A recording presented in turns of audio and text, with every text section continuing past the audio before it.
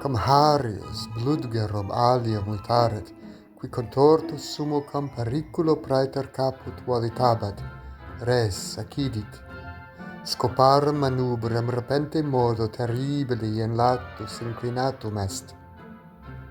Punctum temporis putabat se casuram esse, scoparum manubrium manibus et genibus ambobus arte amplexus est, nunquam quidquam simile erat.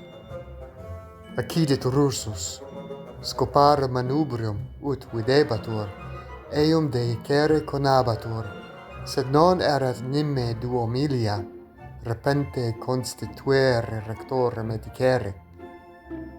Harrius Verretti ad Paulum Gryffindorensis conatus est, sciebat an Silvium rogaret ut ludum terminaret, et tum sensit scoparum manubrium sibi nullum modo regendem esse. Non poterat it vertere, aut quaquam poteret ei moderari, curso an fracto per aera ibat, interdo motus violentus sibilo cum sono faciens, qui eum paene deicebant. Li ad hoc commentarium facebat, Slytherinae quaffel possident, silex habet, praeteret spinet, praeteret bel, vultum mui magna pulsat bludger.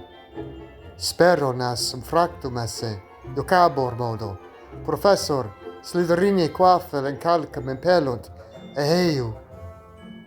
Slytherini plaudebant, nemo ut videbatur, anima duerterat scoparum manubrium Harrii miro modo segreri.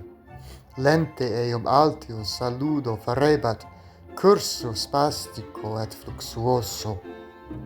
Nescio quid Harrius an animo habeat, musavit Hagrid, per telescopum geminatum spectavit, nisi plusicus essem, auderum dicere, eum non iam scoparum manubrium moderare, sed non potest fieri.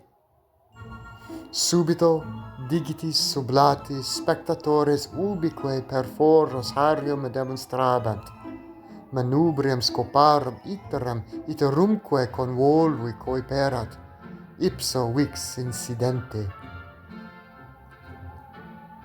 Tum turba omnis anelavit, manubrium scoparum Harrii motum subitum et incompositum fecerat, et Harrius de lapsus est, nunc ab eo pendebat, un modo manu usus.